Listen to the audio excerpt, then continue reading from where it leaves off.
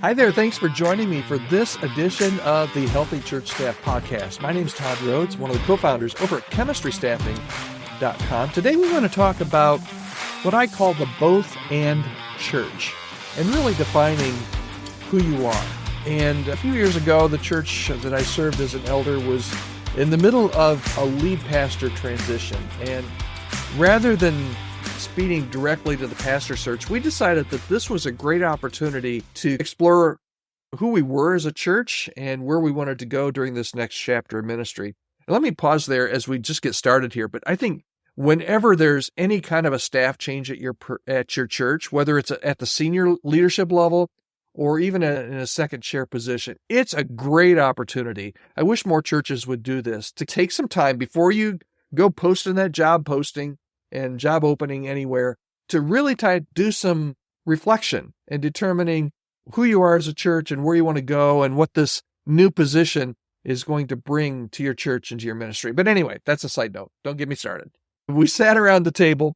We all shared our dreams for the future, our disappointments from the past, the reality of the present. And what we decided was that we were going to put on paper our ministry, at least going to try to put on paper our ministry direction and philosophy of ministry.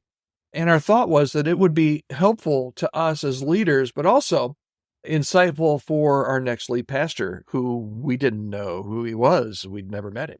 So today I thought I'd share with you some of what we came up with. We grabbed bits and pieces from other churches here and there, but mostly we were able to put down in writing kind of the DNA of the ministry philosophy of our unique local church. And we're a diverse community of people. Everybody's on their own spiritual journey, but while some have known Jesus for decades, still others were just beginning to investigate the claims of Christ for the very first time. So I'm going to share with you some of the things that we said in our philosophy of ministry statement. And this is really what we led with. Besides our job description, we made sure that any person that was interested in the lead pastor role took an opportunity and some time to really read about what we were all about. So this is what we said.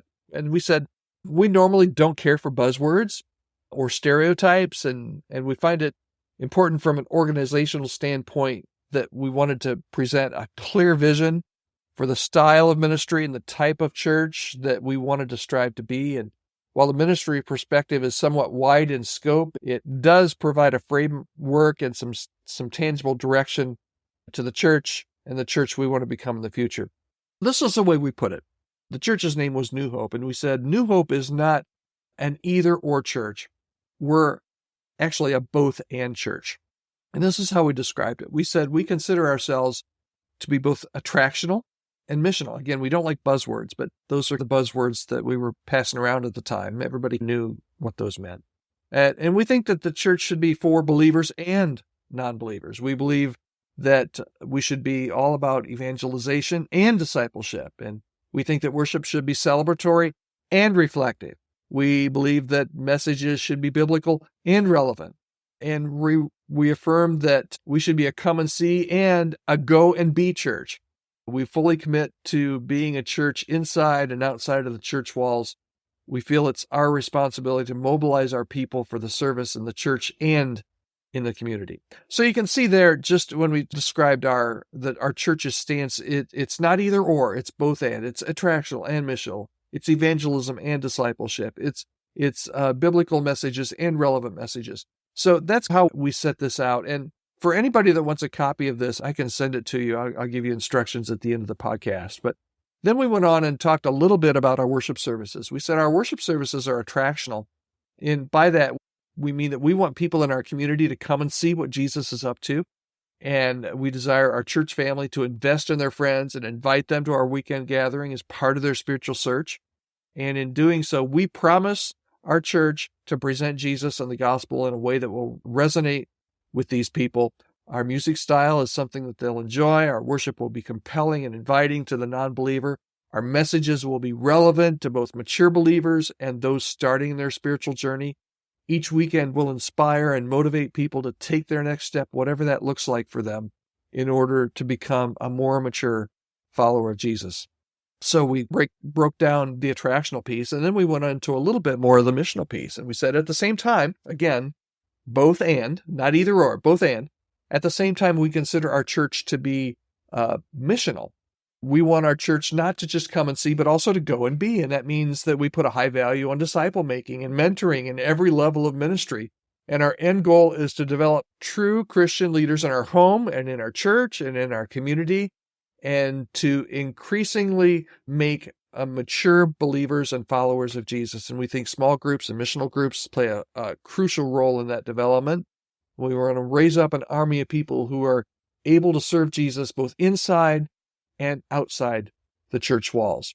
We continued on. We said we think that the church in Acts 2 is both attractional and missional, and New Hope will strive to keep a balance of both, knowing that without the missional aspects of our ministry, we would have the tendency to become a weekend show without substance. And without the attractional aspects of our ministry, we would miss out on an important opportunity and mandate we have as a church to share the message of Jesus with our community, however possible.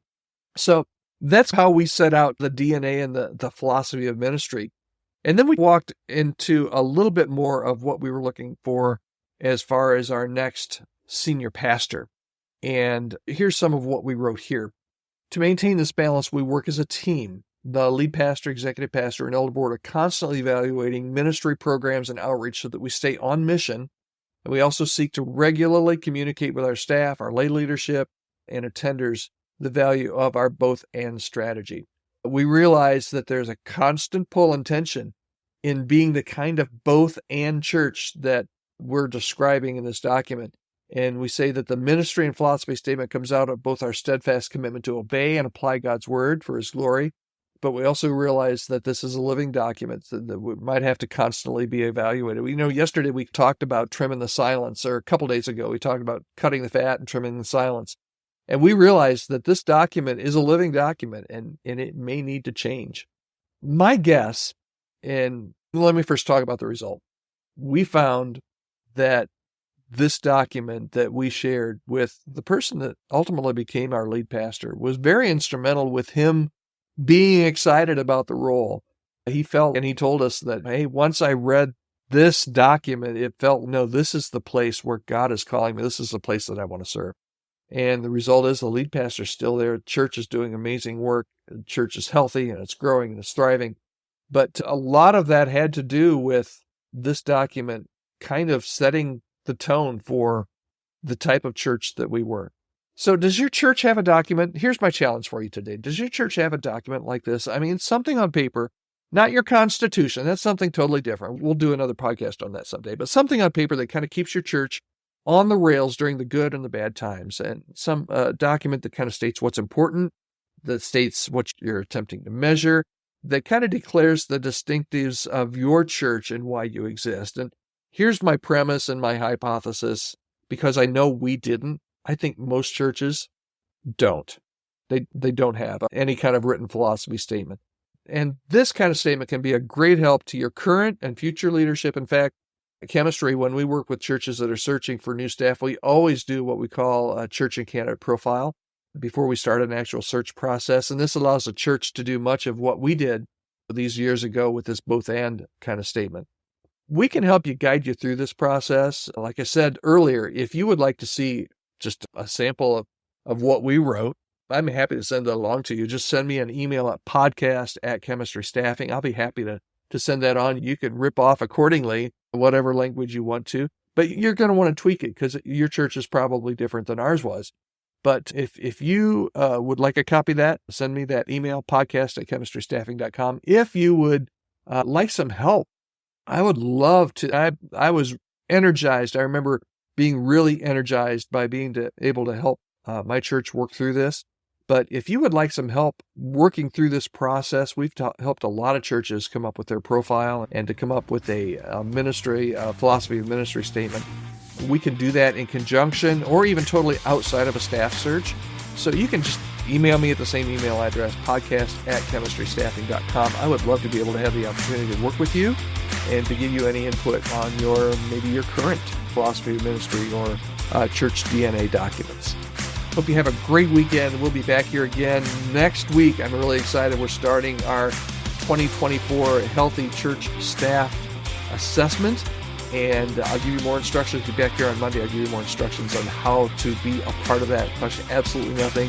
And you'll get to learn a lot about your current state of health in your church, and hopefully learn a little bit more about how your church is doing as well.